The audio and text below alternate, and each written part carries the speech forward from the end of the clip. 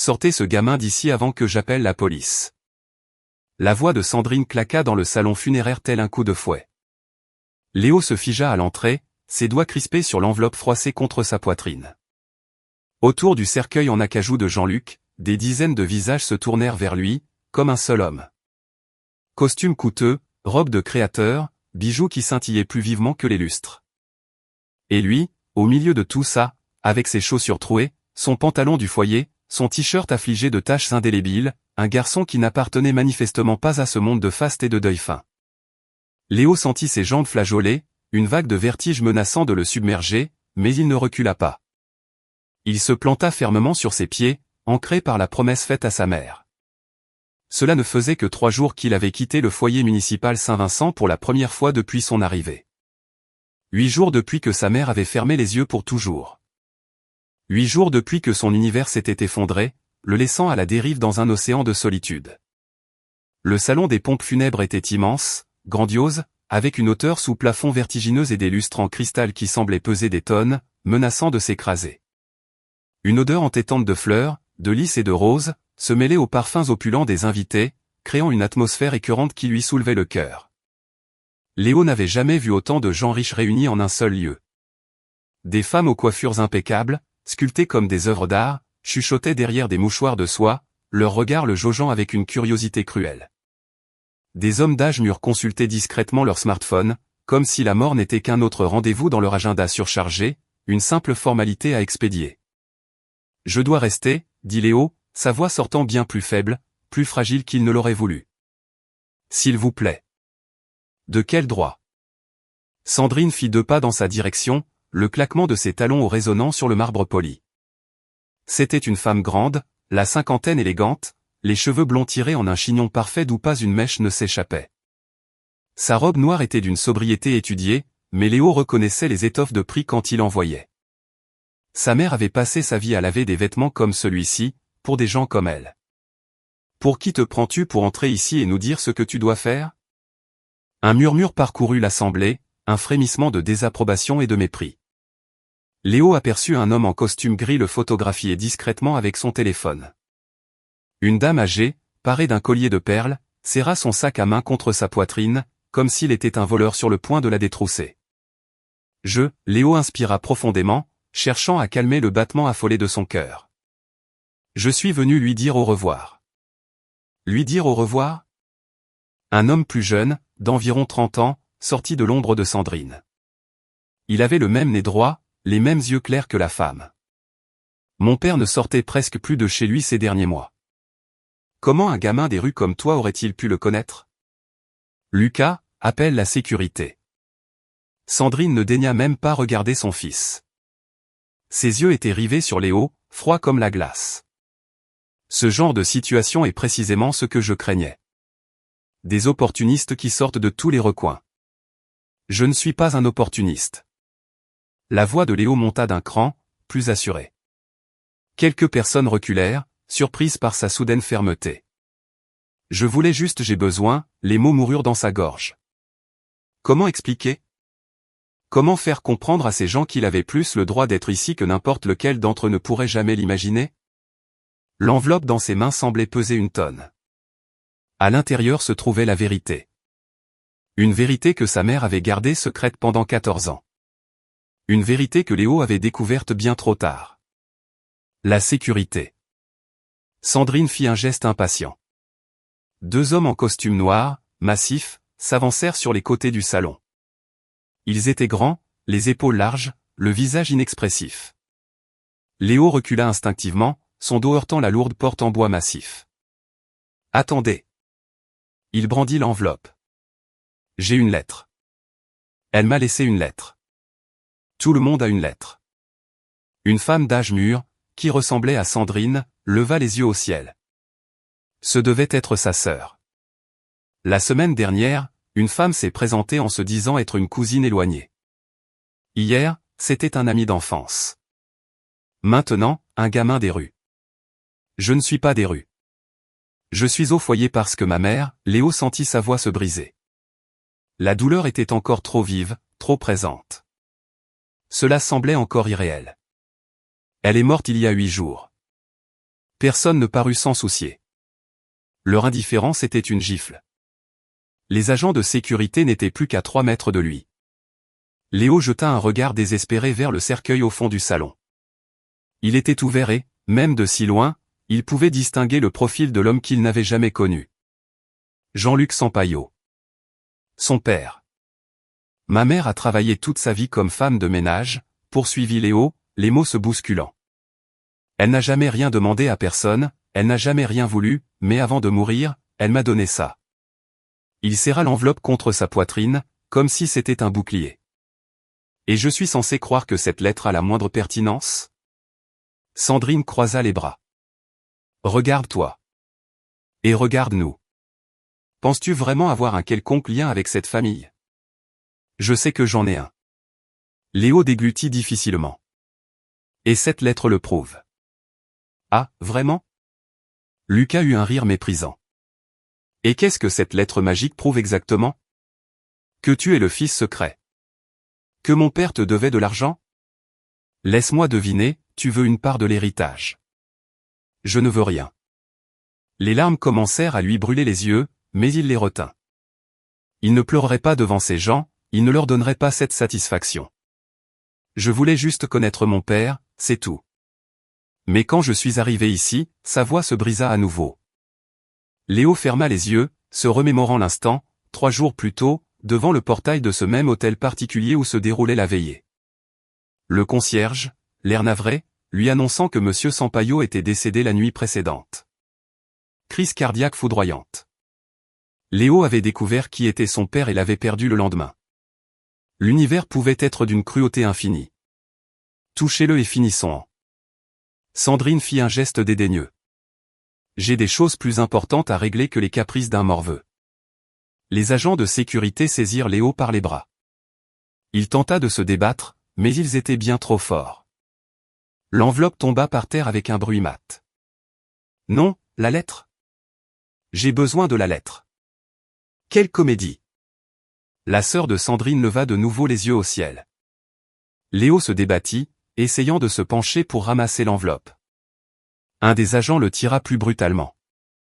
C'est à ce moment que la porte principale s'ouvrit avec fracas. Que se passe-t-il ici ? La voix était grave, autoritaire. Un homme d'une 60aine d'années, cheveux grisonnants et lunettes à monture dorée, entra dans le salon, une mallette en cuir à la main. Il portait un costume bleu marine impeccable et dégageait cette aura de ceux qui ont l'habitude d'être obéis. Maître Dubois. Sandrine afficha un sourire qui n'atteignit pas ses yeux. Heureusement que vous êtes là. Nous avions un petit problème. L'avocat posa son regard sur Léo, maintenu par les agents de sécurité. Puis il vit l'enveloppe sur le sol. Ses yeux s'écarquillèrent légèrement. Lâchez ce garçon. Mais, maître, commença Lucas. J'ai dit de lâcher ce garçon. Maintenant. Les agents de sécurité hésitèrent, regardant Sandrine. Elle fit un geste agacé et ils libérèrent Léo. Il se précipita pour ramasser l'enveloppe, la serrant de nouveau contre sa poitrine. Maître Dubois s'approcha, les yeux fixés sur le seau de l'enveloppe. C'était un seau de cire rouge avec un blason pressé au centre. Ses mains tremblèrent imperceptiblement. D'où tiens-tu ça ? Ma mère me l'a donné. Léo sentit une lueur d'espoir naître en lui. Avant de mourir. Elle a dit que mon père était ici. Le silence qui s'abattit sur le salon fut assourdissant. Maître Dubois regarda le cercueil, puis Léo, puis Sandrine. L'expression de la femme avait changé. Ce n'était plus du dédain, c'était de la peur. Je crois, dit l'avocat lentement, que nous devons avoir une conversation très sérieuse. Tous ensemble. La salle de réunion des pompes funèbres était bien plus petite que le salon principal. Des murs lambrissés de bois sombre, une table ovale au centre et des chaises en cuir qui grinçaient à chaque mouvement. Léo était assis au bout, les mains toujours crispées sur l'enveloppe. De l'autre côté, Sandrine occupait le siège principal comme si elle était la propriétaire des lieux. Lucas était à ses côtés, ainsi que la sœur de Sandrine, dont Léo avait appris qu'elle s'appelait Valérie. Maître Dubois restait debout, adossé au mur, son regard alternant entre le garçon et la veuve. Alors ? Sandrine tapota la table de ses ongles rouges. Allons-nous cesser de perdre notre temps ou, non, Madame Sampaio. Je vous suggère un peu plus de retenue. Maître Dubois ajusta ses lunettes. En fonction de ce que contient cette enveloppe, la situation pourrait s'avérer bien plus délicate que vous ne l'imaginez. Délicate? Valérie eut un rire sec. C'est un garçon avec une lettre, probablement une histoire inventée pour nous extorquer de l'argent. Léo sentit le sang lui monter aux joues, mais il garda la bouche fermée. Ses doigts tracèrent le contour du seau de cire. Ce blason, un lion rampant entouré de feuilles, était le même que sa mère s'était fait tatouer discrètement au poignet. Il n'en avait jamais compris la signification. Maintenant, il comprenait. « Ouvre l'enveloppe, mon garçon. » La voix de Maître Dubois était plus douce. « Maintenant, s'il te plaît. » Léo hésita. 8 jours. Cela ne faisait que 8 jours que sa vie entière s'était effondrée. Il pouvait encore voir sa mère sur son lit d'hôpital, le visage rongé par la maladie, les yeux qui brillaient autrefois maintenant creusés et fatigués. Cancer du pancréas, agressif, dévastateur. 3 mois entre le diagnostic et la fin.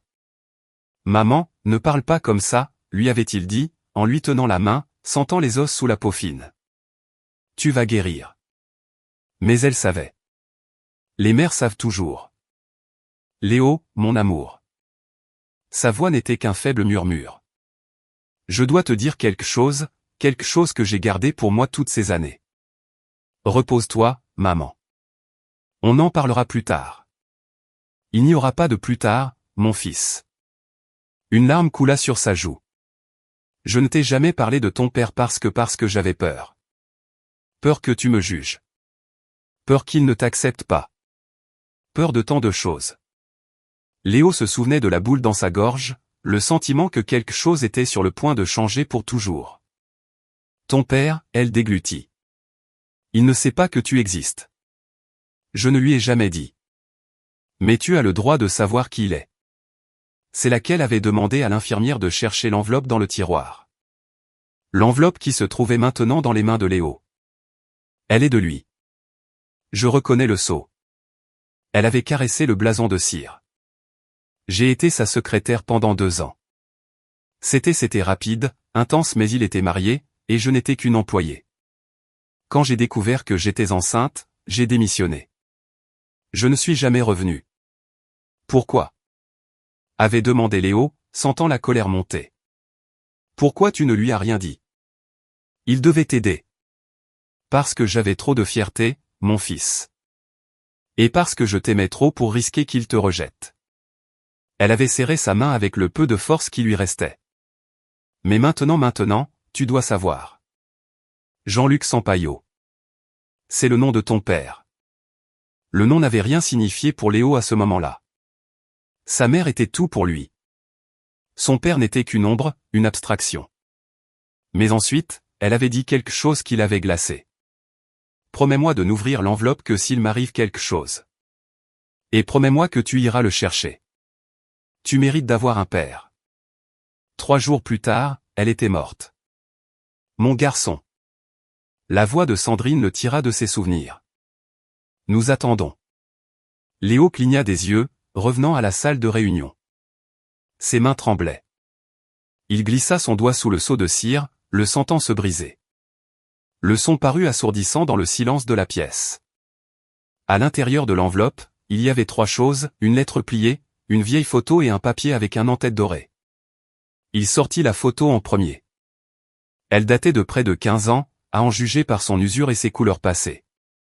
Sa mère était là, jeune, belle, souriant à côté d'un homme en costume. Léo reconnut immédiatement le visage. C'était le même que celui dans le cercueil, plus jeune, avec moins de rides, mais indubitablement lui. « Laissez-moi voir ça. » Sandrine tendit la main. « Non. » Léo retira la photo. C'était la seule image qu'il avait de ses parents ensemble. Il n'allait pas laisser cette femme la toucher. Maître Dubois s'approcha de la table. « Puis-je » Léo hésita, mais quelque chose dans la voix calme de l'avocat l'incita à la confiance. Il lui tendit la photo. Maître Dubois la tint à la lumière, examina le verso, puis regarda Léo avec une expression qu'il ne put déchiffrer. « Continue, dit l'avocat. » Léo prit la lettre, manuscrite, de l'écriture soignée de sa mère. Il commença à lire à voix haute, la voix étranglée par l'émotion. « Mon cher Léo, si tu lis ceci, c'est que je ne suis plus là. Et je suis désolé, mon fils, si désolé pour tant de choses. Ton père s'appelle Jean-Luc Sampaio. Nous nous sommes rencontrés quand j'avais 22 ans et que je travaillais comme secrétaire dans son entreprise. Ce fut bref, quelques mois seulement, mais c'était réel, du moins pour moi. Quand j'ai découvert que j'étais enceinte, j'ai eu peur. Peur de sa femme, peur d'être traitée d'intrigante, peur que tu grandisses dans un environnement de mensonges et de ressentiment. Alors, je suis parti. J'ai simplement pris mes affaires et je suis parti. Je t'ai élevé seul parce que je le voulais, parce que chaque sacrifice en valait la peine. Mais j'ai toujours gardé la vérité, attendant le bon moment pour te la dire. Ce moment est arrivé trop tard.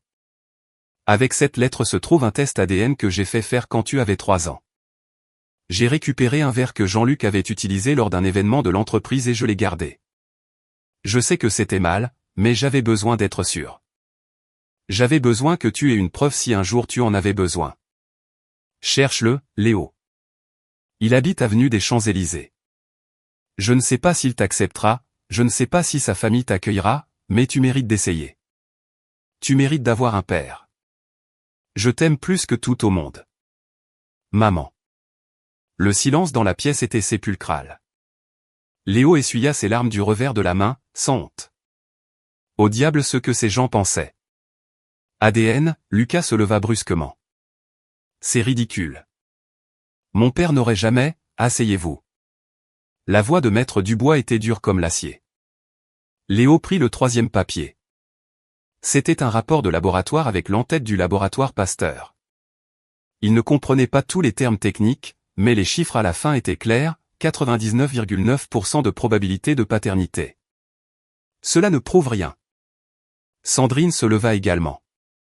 Ça peut être falsifié. Cette femme a pu planifier ça pendant des années. Madame Sampaio. Maître Dubois prit le rapport des mains de Léo. Ce laboratoire est l'un des plus respectés du pays. Et ce sceau, ici, il montra un filigrane, est pratiquement impossible à falsifier. Je vous recommanderais vivement de vous rasseoir. Je ne m'assiérai pas. Mon mari ne m'aurait jamais trompé avec une femme de ménage, lança Léo, la voix basse mais ferme. C'est ce que vous alliez dire? Sandrine le foudroya du regard. Oui, exactement ça. Ma mère valait plus que tout ce que vous pourriez imaginer. Léo se leva à son tour, affrontant la femme sans peur. Elle a travaillé jusqu'à l'os pour m'élever. Elle n'a jamais rien demandé à personne. Elle avait plus de dignité dans son petit doigt que vous n'en aurez jamais dans toute votre vie. Comment osez-vous, assez? La voix de Maître Dubois résonna dans la pièce.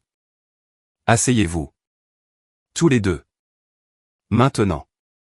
Sandrine et Léo reculèrent lentement, mais restèrent debout, se défiant du regard. Lucas semblait en état de choc, regardant la photo, le rapport, Léo. Si c'est vrai, déglutit Lucas. Si mon père a vraiment ça veut dire que tu es mon demi-frère. Léo sentit le mot, étrange, sur sa langue. Oui, je crois que oui. Valérie porta la main à sa bouche. Jean-Luc le savait. Il le savait et ne nous a jamais rien dit. Non.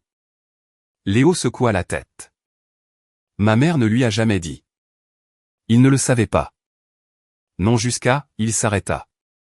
Quelque chose n'allait pas. Si son père ne savait pas, pourquoi Maître Dubois avait-il reconnu l'enveloppe? Pourquoi cette réaction en voyant le sceau?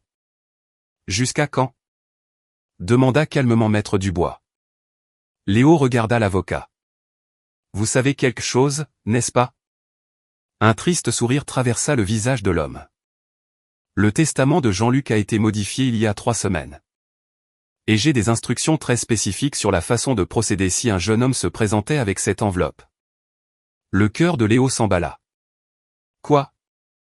Il semble, dit Maître Dubois en ouvrant sa mallette, que votre père a découvert votre existence et a pris ses dispositions avant qu'il ne soit trop tard. Impossible. Sandrine agrippa le bord de la table. Jean-Luc m'en aurait parlé. Nous n'avions pas de secret. Maître Dubois sortit une liasse de documents. Avec tout le respect que je vous dois, Madame, votre mari est venu me voir il y a exactement 23 jours. Il était très ébranlé. Il a dit qu'il avait découvert quelque chose qui allait tout changer. Léo sentit l'air lui manquer. 23 jours. Son père avait su pour lui il y a moins d'un mois, et maintenant il était mort. Découvert comment? Lucas se pencha sur la table. Comment aurait-il pu savoir pour un fils secret après tant d'années?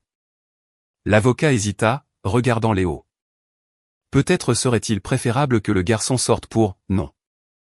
Léo croisa les bras. Je reste. Ça me concerne. J'ai le droit de savoir. Maître Dubois soupira. Très bien. Jean-Luc m'a dit qu'il était en train de revoir de vieux documents de l'entreprise. Il avait la manie de tout garder, reçus, contrats, même les dossiers des employés. Il a trouvé la fiche d'une ancienne employée, Manon Leroy. Léo sentit son cœur se serrer en entendant le nom complet de sa mère. Avec la fiche, il y avait une photo, continua l'avocat. Une photo de deux à une fête de fin d'année de l'entreprise. Jean-Luc a dit qu'il a regardé cette photo et que soudain, il s'est souvenu. Il s'est souvenu de tout, des mois qu'ils avaient passés ensemble, de la façon dont elle avait simplement disparu un jour. Sandrine était livide. Il a fait le calcul. Il a réalisé que si Manon était tombée enceinte, l'enfant aurait environ 14 ans aujourd'hui. Alors, il a engagé un détective privé. Valérie porta la main à sa bouche. Mon Dieu! Le détective a retrouvé Manon en 2 semaines. Il a aussi trouvé son fils, Léo. Maître Dubois regarda le garçon avec quelque chose qui ressemblait à de la compassion. Jean-Luc est devenu obsédé. Il a commencé à demander des rapports quotidiens. Il voulait tout savoir sur vous, où vous étudiez, comment vous viviez, qui étaient vos amis. Léo sentit un frisson le parcourir. Il m'observait? Pas de la manière que vous pensez. Jean-Luc voulait être sûr avant de prendre contact. Il voulait comprendre la situation. Mais ensuite, l'avocat fit une pause, il a découvert la maladie de votre mère.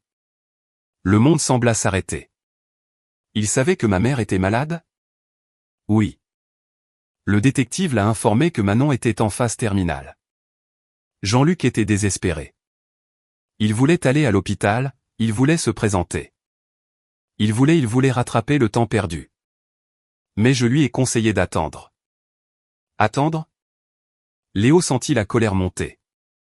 Ma mère était en train de mourir et vous lui avez dit d'attendre? Je lui ai dit d'obtenir des preuves d'abord.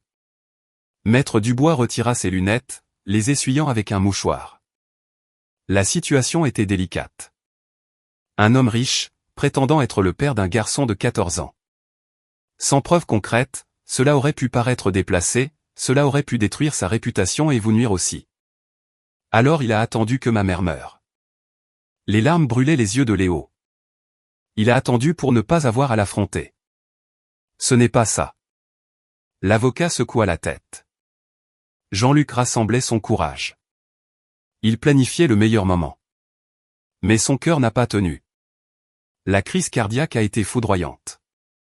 Il est mort dans son bureau, seul, au milieu de la nuit. Sandrine s'était affalée sur sa chaise, le visage exsangue. Pourquoi ne m'a-t-il rien dit? Pourquoi m'a-t-il caché ça?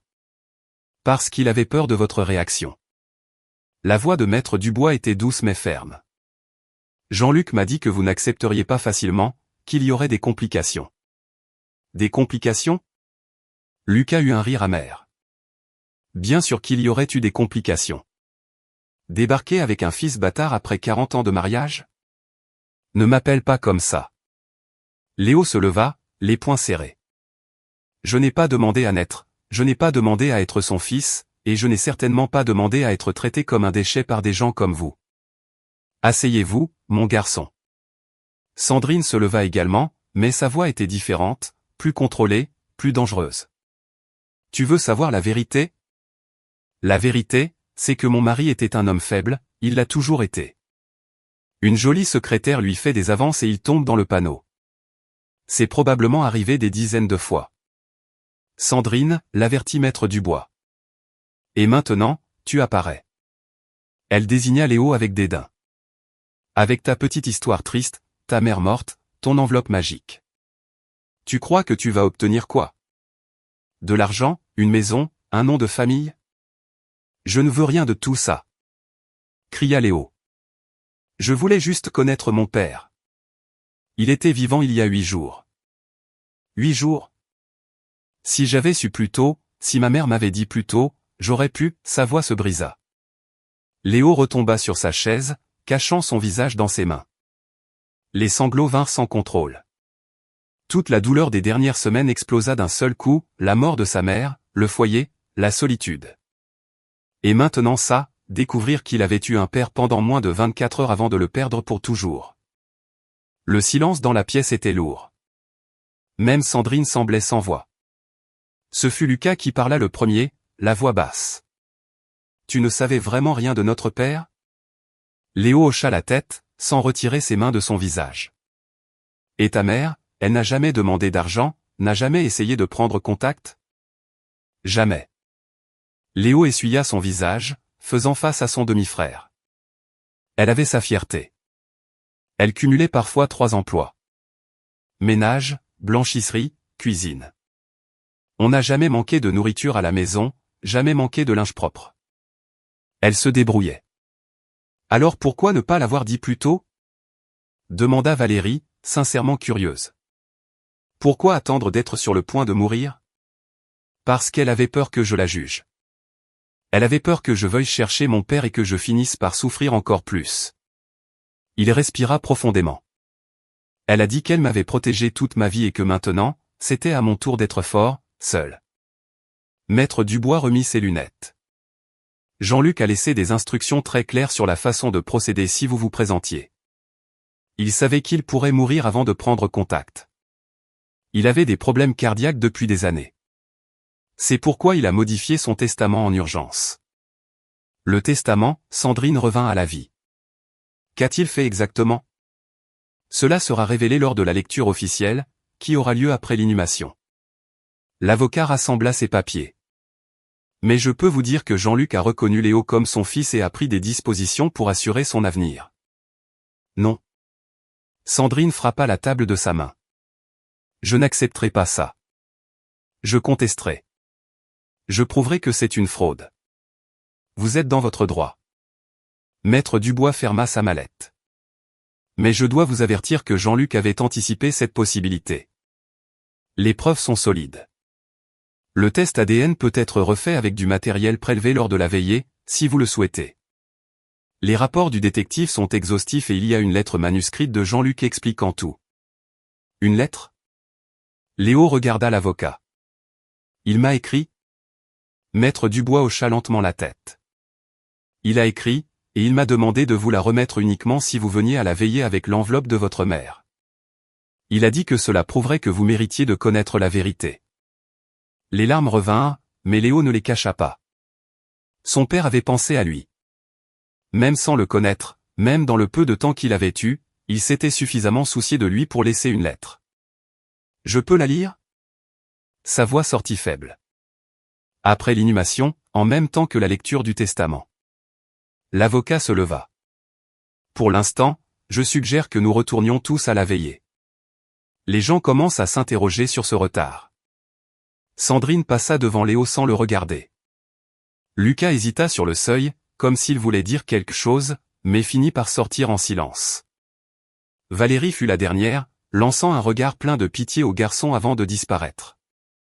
Maître Dubois posa une main sur l'épaule de Léo. Je sais que c'est difficile, mais votre père était un homme bien. Il voulait faire ce qui était juste. Il n'a simplement pas eu le temps. Léo regarda la porte fermée. Aucun de nous n'a eu le temps. Non. Mais il s'est assuré que vous ne seriez pas démunis. Cela compte pour quelque chose. Léo n'en était pas sûr. L'argent ne ramenait pas les gens. Les testaments ne comblaient pas le vide dans la poitrine. Mais peut-être, juste peut-être, que c'était un début. Je peux rester encore un peu? Demanda-t-il. Avant de retourner là-bas. Autant de temps que nécessaire. L'avocat sortit, fermant doucement la porte. Léo resta seul dans la salle de réunion, les documents étalés sur la table devant lui. La photo de ses parents ensemble était là, délavée mais réelle. Il la prit avec soin, passant son doigt sur leur visage souriant. J'aurais aimé te connaître, papa, murmura-t-il à la photo. Même si ce n'était qu'un jour. Juste pour te dire que je ne t'en veux pas, et que maman non plus ne t'en voulait pas. La photo ne répondit pas. Les photos ne répondent jamais. Mais Léo sentit que, d'une manière étrange, son père l'entendait. Et peut-être, juste peut-être, que c'était suffisant pour l'instant. La veillée se termina 3 heures plus tard. Léo resta au fond du salon tout le temps, observant les gens défiler devant le cercueil. Hommes d'affaires, politiciens, personnalités mondaines, tous avec leurs condoléances répétées. Personne ne le regarda plus. Le cortège jusqu'au cimetière fut long. Léo monta dans la voiture de Maître Dubois, une berline grise qui sentait le cuir neuf. « Vous tenez le coup » dit l'avocat en conduisant. « Rien de tout ça ne semble réel », répondit Léo en regardant par la fenêtre. Le cimetière était immense, avec des tombes en marbre et des caveaux qui ressemblaient à de petites maisons. Le caveau familial des Sampaio se trouvait dans une zone privilégiée, entourée d'arbres centenaires. Des générations de Sampaio y reposaient ensemble. Et maintenant, un de plus. Quand tout le monde se fut éloigné, Léo s'approcha du bord, regarda le cercueil en bas, partiellement recouvert de terre et de fleurs. « Salut, papa » murmura-t-il. « Je suis Léo. Ton fils. » Il prit une rose blanche et la jeta dans la tombe. « J'espère que tu es avec elle maintenant. Que tu lui demandes pardon et qu'elle te pardonne. » Pathétique. Léo se retourna. Sandrine se tenait à quelques mètres, les bras croisés. Parler aux morts. C'est ça qui est pathétique. Qu'est-ce que vous voulez? Je veux que tu disparaisses de ma vie. Retourne à ton foyer et reste-y. Le test n'est pas un faux et vous le savez. Sandrine fit un pas en avant. Tout le monde a toujours voulu quelque chose de Jean-Luc. Et tu n'es pas différent. Si, je le suis. Parce que je voulais connaître mon père et vous m'avez privé de ça. Il était vivant et personne ne m'a prévenu. Prévenu de quoi? D'arriver en mendiant? De lui dire au revoir. Les larmes vinrent. Ma mère est morte dans mes bras. J'ai tenu sa main. Je lui ai dit que je l'aimais. Mais lui-même pas ça. Il est mort seul et je ne savais même pas qu'il existait. Sandrine fit un pas en avant, le visage rouge de colère, sa main se leva mais s'arrêta, tremblante de haine. Sandrine. Maître Dubois arriva en courant. Contrôlez-vous. C'est un profiteur. Cracha Sandrine. Maman, ça suffit. Les gens regardent. Lucas lui attrapa le bras. Cette femme s'appelait Manon, cria Léo. Et elle valait mieux que vous ne le saurez jamais. La lecture du testament aura lieu dans 1 heure, coupa Maître Dubois. Boulevard Saint-Germain, au numéro 1. Tous les héritiers doivent être présents. 1 heure plus tard, Léo se trouvait dans une immense salle de réunion. Sandrine était assise en bout de table, flanquée de 2 avocats. Lucas et Valérie étaient à côté d'elle. De l'autre côté, seul, Léo. Maître Dubois entra et ouvrit le document. Nous sommes ici pour la lecture du testament de Jean-Luc Sampaio. Il commença par lire plusieurs dispositions techniques. Puis vinrent les biens. À mon épouse, Sandrine, la maison de Maître Sampaio en Provence, l'appartement en dernier étage et 20% des actions de Sampaio Ingénierie. À mon fils, Lucas, 30% des actions, la maison de campagne et la présidence du conseil d'administration. À ma belle-sœur, Valérie, l'appartement à Neuilly et 500 000 €. Maître Dubois fit une pause, regarda Léo. Et à mon fils, Léo Leroy, récemment découvert mais non moins aimé, 10% des actions de Sampaio Ingénierie, l'appartement à Montmartre, un fonds de 2 millions d'euros pour son éducation, et 7 lettres. Il sortit une enveloppe blanche avec le nom de Léo écrit au recto. De plus, Jean-Luc a laissé une clause spéciale. Léo devra être accueilli par la famille. Lucas est responsable de lui garantir une éducation de qualité et un traitement digne. S'il y a des preuves de négligence ou de discrimination, pause dramatique, Léo recevra 40% des actions de l'entreprise, devenant ainsi l'actionnaire majoritaire. Et Sandrine perdra l'appartement en dernier étage, qui sera transféré à Léo. Silence de mort. Puis le chaos. C'est du chantage. Sandrine frappa la table de ses mains, se levant brusquement. Jean-Luc ne peut pas m'obliger à accepter ce. Faites attention à vos prochains mots, madame. L'avertit maître Dubois, ajustant ses lunettes. Tout ce qui est dit ici est enregistré, comme l'exige la loi lors des lectures de testament. Léo resta silencieux, regardant l'enveloppe blanche dans ses mains. L'écriture de son père, était là, formant son nom avec des traits fermes et soignés. Léo Leroy. Simple, direct, réel. Il passa ses doigts sur les lettres, essayant de sentir une connexion avec l'homme qui les avait écrites.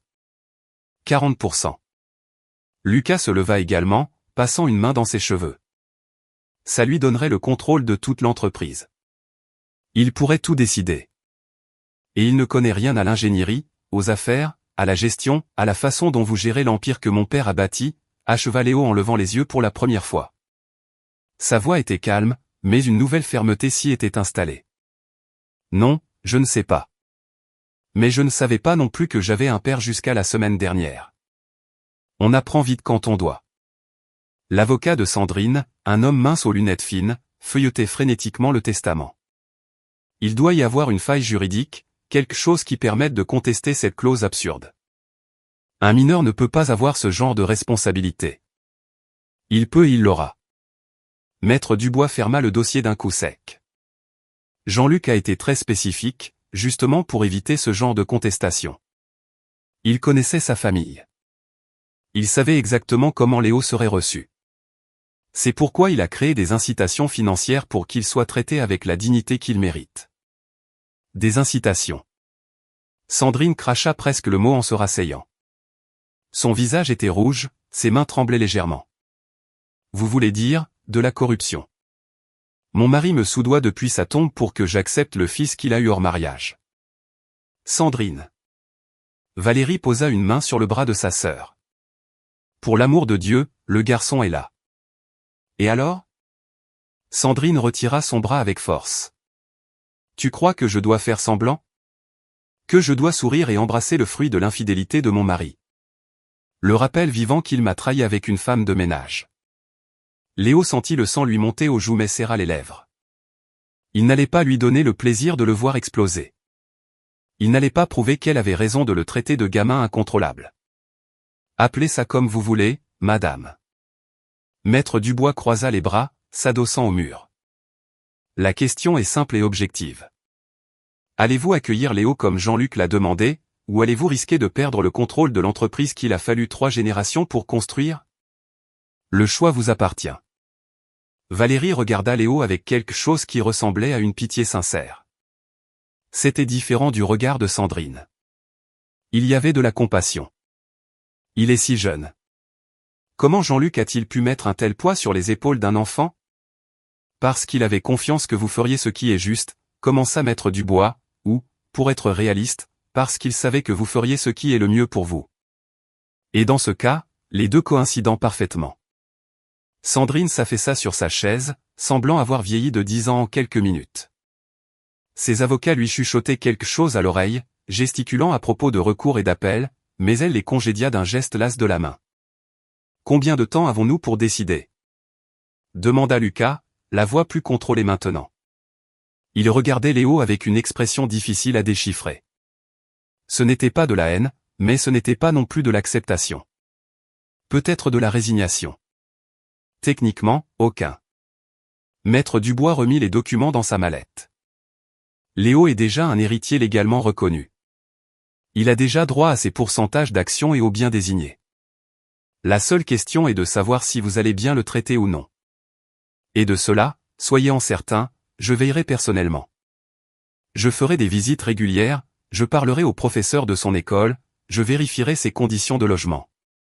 Jean-Luc m'a laissé des instructions très claires sur mon rôle d'exécuteur testamentaire. Léo regarda l'enveloppe dans ses mains. Soudain, il sentit qu'il devait lire cette lettre, maintenant. Il avait besoin de savoir ce que son père avait à dire. Il avait besoin d'une explication, d'un réconfort, de quelque chose qui ait un sens au milieu de ce chaos. Il commença à briser le sceau avec soin. Jean-Luc a demandé que vous la lisiez à voix haute, l'interrompit doucement Maître Dubois. Devant tout le monde. Il a dit qu'il était important que la famille entende chaque mot. Léo hésita. Lire à voix haute signifiait exposer sa douleur devant des gens qui le haïssaient. Cela signifiait montrer sa vulnérabilité à des personnes qui ne voulaient que le voir souffrir. Mais si c'était ce que son père avait demandé, il ouvrit complètement l'enveloppe et sortit 2 feuilles de papier à lettres fins. L'écriture était manuscrite, un peu tremblante par endroits. Léo inspira profondément et commença, « Mon cher Léo, si tu lis ceci, cela signifie que je n'ai pas eu le courage que j'aurais dû avoir de mon vivant. Cela signifie que je suis mort avant d'avoir pu rencontrer mon fils, avant de pouvoir te regarder dans les yeux et te demander pardon. Et pour cela, du plus profond de mon âme, pardonne-moi. » La voix de Léo trembla, mais il continua. « J'ai découvert ton existence bien trop tard. J'ai découvert que pendant que je construisais des immeubles et que j'accumulais de l'argent, tu grandissais sans père. Que ta mère, Manon, la femme la plus digne que j'ai jamais connue, t'a élevé seule, parce que j'ai été trop lâche pour assumer mes responsabilités il y a 14 ans. » Sandrine émit un son méprisant, mais Maître Dubois lui lança un regard si dur qu'elle se tut immédiatement. Manon était spéciale. Je sais que tu le sais déjà, mais je dois le consigner ici. Elle était honnête, travailleuse, douce. Et j'étais marié, plus âgé, et j'aurais dû être plus responsable. Mais j'ai été faible. Et quand elle a quitté l'entreprise, j'ai simplement laissé faire. Je ne l'ai pas cherché. Je n'ai pas demandé pourquoi. J'ai accepté son absence parce que c'était plus facile ainsi. Je n'ai pas d'excuses, Léo. Seulement des regrets. Des regrets qui me consument chaque jour depuis que j'ai découvert la vérité. Léo essuya une larme qui coulait sur sa joue. Il ne se souciait plus de savoir s'il le voyait. Quand le détective m'a montré ta photo pour la première fois, j'ai su. Je n'ai pas eu besoin d'un test ADN pour savoir que tu étais mon fils. Tu as les mêmes yeux que ta mère, mais la forme de mon visage. Tu as son sourire, mais mon front. C'est comme si nous avions créé quelque chose de magnifique tous les deux, et que j'avais manqué la chance de le voir grandir. J'ai tellement planifié notre rencontre. J'ai pensé à chaque mot que je dirais, à la façon d'expliquer mon absence sans passer pour un monstre, à la façon de demander à faire partie de ta vie sans donner l'impression d'acheter ton pardon. Lucas regardait ses propres mains maintenant, la mâchoire serrée. Mais mon cœur n'a pas tenu. Et maintenant, tu lis ceci, entouré d'étrangers qui devraient être ta famille mais qui te traitent probablement comme un intrus. Sandrine, si tu entends ça, ne blâme pas le garçon pour mes erreurs. Lucas, tu as un frère. Cela peut être un cadeau, si tu le laisses faire. Léo, l'héritage n'est pas pour acheter ton pardon. Je sais que je ne le peux pas. C'est pour garantir que tu auras les opportunités que tu mérites, que tu pourras étudier, grandir, devenir qui tu veux être. Ne laisse pas l'argent te changer. Ne laisse pas cette famille te rendre cynique. Sois fort, mais sois doux. Sois malin, mais sois honnête. Sois tout ce que ta mère t'a appris à être. Elle était meilleure que nous tous réunis. Léo dut s'arrêter, la voix complètement brisée. Maître Dubois lui offrit un verre d'eau, qu'il but à petites gorgées avant de continuer avec la dernière partie. Et quant à la clause du testament, oui, c'est une façon de forcer ma famille à t'accepter. Ce n'est pas juste pour toi, ce n'est pas juste pour eux, mais c'est le monde dans lequel nous vivons. J'espère qu'avec le temps, l'acceptation forcée deviendra réelle. J'espère que tu trouveras de l'amour là où je n'ai laissé que de l'obligation. Pardonne-moi de ne pas avoir été le père que tu méritais. Pardonne-moi de ne pas avoir été courageux. Pardonne-moi de t'avoir laissé grandir sans moi. Avec tout l'amour que je n'ai pas eu le temps de te montrer, ton père, Jean-Luc Sampaio. Le silence qui s'abattit sur la salle était absolu. Léo plia lentement la lettre, les mains tremblantes, et la glissa dans la poche de sa chemise, tout près de son cœur. Il sentit les larmes, mais ne les cacha pas. Qu'il voie, qu'il sache qu'il était humain, qu'il ressentait, qu'il saignait. Même Sandrine semblait ébranlée, le visage plus pâle, les yeux brillants d'une étrange lueur. Lucas regardait le plafond, clignant rapidement des yeux. Valérie pleurait ouvertement. Finalement, Maître Dubois rompit le silence, la voix plus douce maintenant. « Quelle est votre décision, Madame Sampaio ?» La femme regarda Léo. Le regarda vraiment, peut-être pour la première fois. Elle vit le garçon de 14 ans avec ses vêtements du foyer, trop maigres, avec des cernes profonds, tenant une lettre de son mari décédé comme si c'était la chose la plus précieuse au monde. Il peut rester dans l'appartement à Montmartre, dit-elle, la voix lasse, sans la colère d'avant. Nous nous occuperons de son inscription dans une école privée, de l'uniforme, du matériel, de tout ce dont il aura besoin. Et nous le traiterons avec respect. Maman, commença Lucas. C'est ça où nous perdons tout, Lucas. Tu as entendu la lettre. Ton père s'est assuré que ce garçon ne soit pas laissé pour compte. Et nous allons respecter cette volonté.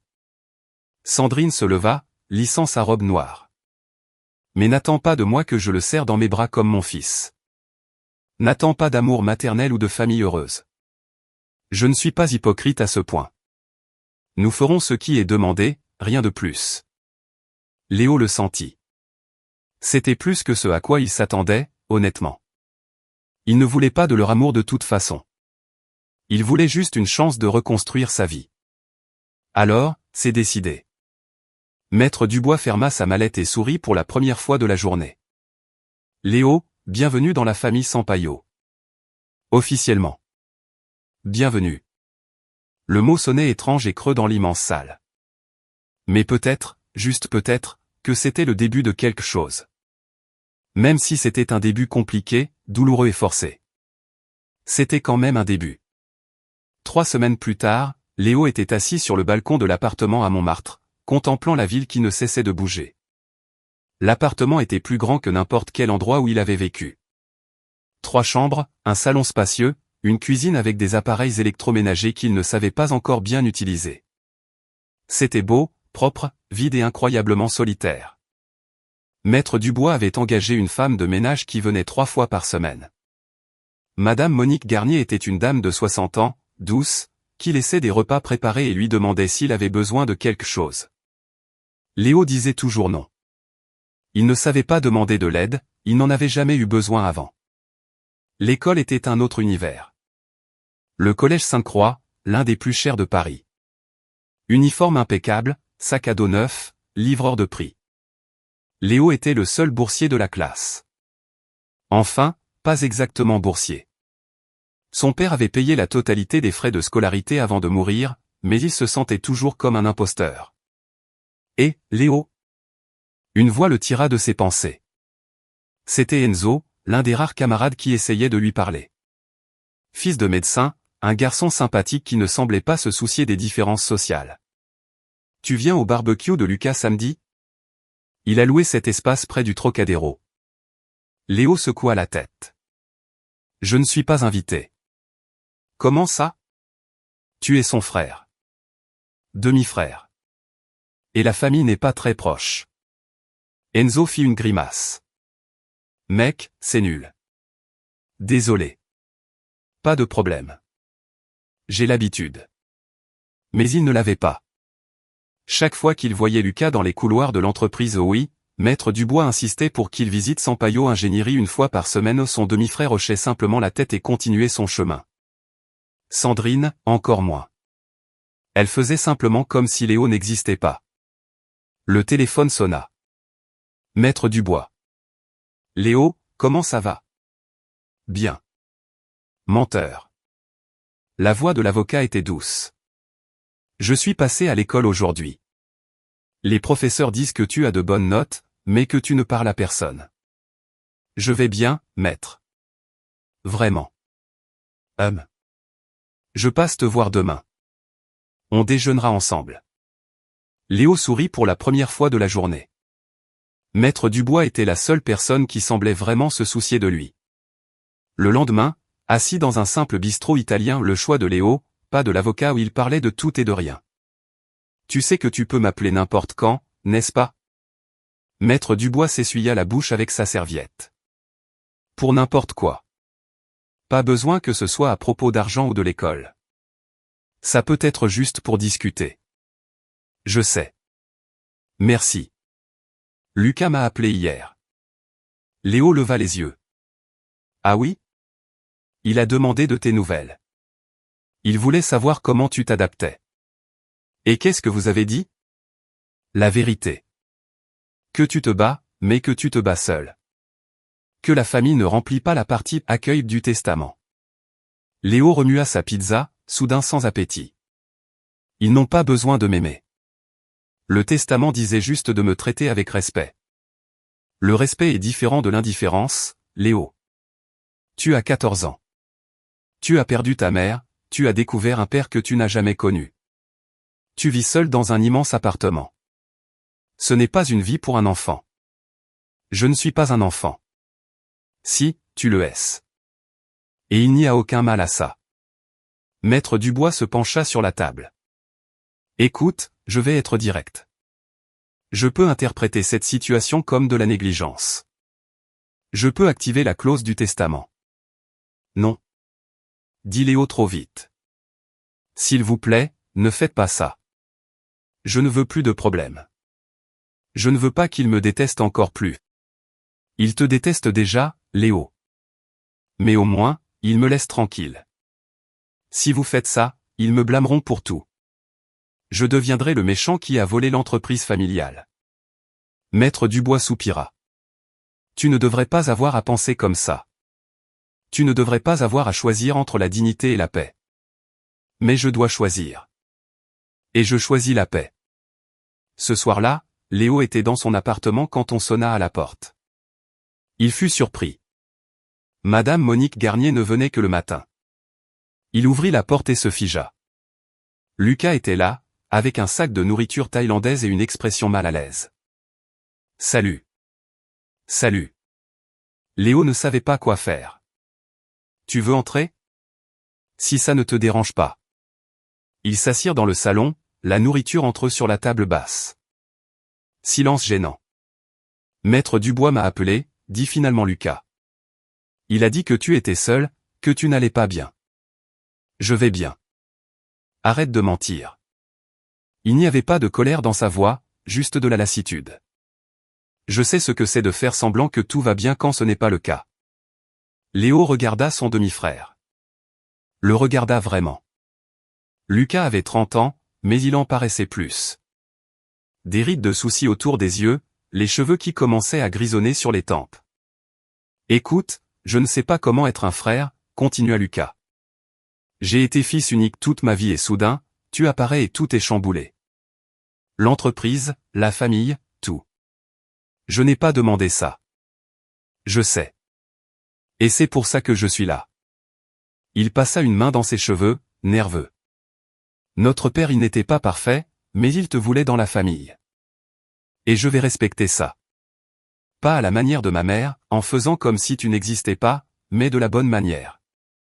Qu'est-ce que ça veut dire? Ça veut dire que tu dîneras chez nous dimanche. Ça veut dire que je t'emmènerai visiter l'entreprise correctement. Ça veut dire que, il inspira profondément, ça veut dire que je vais essayer. Je ne promets pas que ce sera facile. Je ne promets pas que nous serons les meilleurs amis du monde. Mais je vais essayer. Léo sentit quelque chose se briser dans sa poitrine. Ce n'étaient pas les mots qu'il avait toujours voulu entendre. Ce n'étaient pas l'étreinte chaleureuse d'un grand frère. Mais c'était réel, c'était honnête. C'était un début. D'accord. Sa voix sortit faible. J'accepte d'essayer aussi. Lucas hocha la tête, semblant soulagé. Ils mangèrent en silence, mais c'était différent. Ce n'était plus le silence gênant d'avant, c'était le silence de deux personnes apprenant à exister dans le même espace. Quand Lucas partit, Léo resta de nouveau sur le balcon. La ville bougeait toujours en bas. Mais pour la première fois depuis des semaines, il ne se sentit pas complètement seul. Il sortit la lettre de son père de la poche de sa chemise. Il la portait toujours sur lui, pliée et relue tant de fois que les bords étaient usés. « Je crois que ton plan fonctionne, papa, murmura-t-il dans la nuit. Lentement, mais il fonctionne. Et peut-être que c'était suffisant pour l'instant. 6 mois passèrent comme un tourbillon de changements et d'adaptation. Léo était à l'entrée du collège Sainte-Croix, attendant que Lucas vienne le chercher. C'était quelque chose que son demi-frère faisait une fois par semaine maintenant. Il passait prendre Léo à l'école et ils discutaient sur le chemin. Alors, comment s'est passé le contrôle de maths? Demanda Lucas dès que Léo monta dans la voiture. J'ai eu 18. J'ai fait une erreur stupide sur une question. 18, c'est excellent, mec. Lucas sourit. Il souriait plus maintenant. bien meilleur que moi à ton âge. Léo regarda par la fenêtre. Les rues de Paris défilaient rapidement, mais il n'avait plus ce serrement au cœur de ne pas être à sa place. Ce n'était pas encore tout à fait chez lui, mais il s'en approchait. Maman veut que tu viennes à son anniversaire, dit Lucas soudainement, tendu. Léo se tourna, surpris. Vraiment? Vraiment. Elle écoute, ce ne sera pas un accueil chaleureux, mais je pense qu'elle essaie. À sa manière. Sandrine était toujours froide, évitait toujours les longues conversations, mais lors des dîners du dimanche, qui étaient maintenant une tradition, elle lui demandait au moins des nouvelles de l'école, parfois même comment il se sentait. C'était peu, mais c'était plus que rien. J'irai, décida Léo. Oui, j'irai. L'anniversaire de Sandrine eut lieu dans un grand restaurant gastronomique. Léo portait un costume que Lucas l'avait aidé à choisir. Pour la première fois, il ne se sentit pas déplacé au milieu de la richesse. Léo. Sandrine le salua à son arrivée. Il n'y eut pas d'accolade, mais le ton était différent, moins hostile. Content que tu sois venu. Joyeux anniversaire, Sandrine.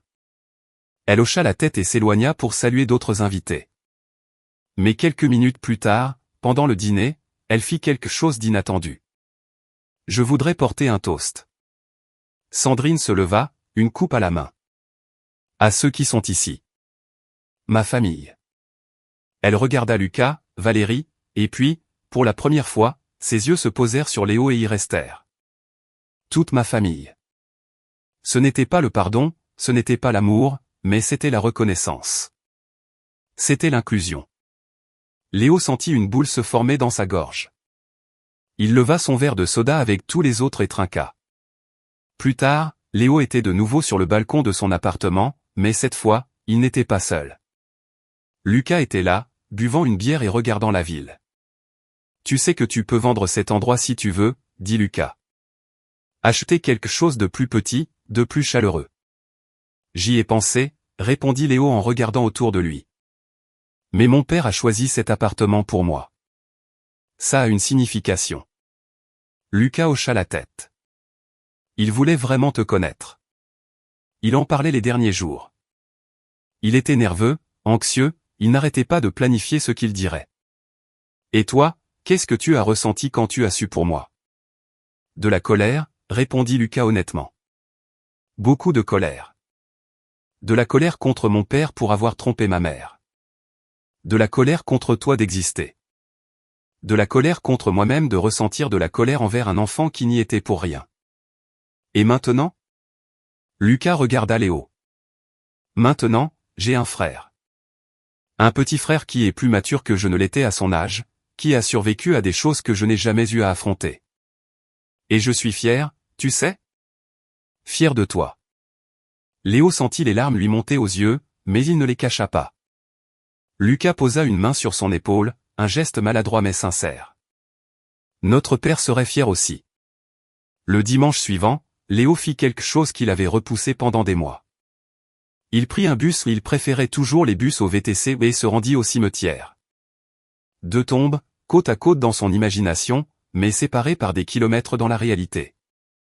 Il alla d'abord à celle de sa mère, humble, simple, avec des fleurs fraîches qu'il apportait chaque semaine. Salut, maman. Il s'agenouilla. Les choses sont différentes. Mieux, je crois. J'ai rencontré mon frère. Il est sympa. Sandrine est toujours difficile, mais elle essaie.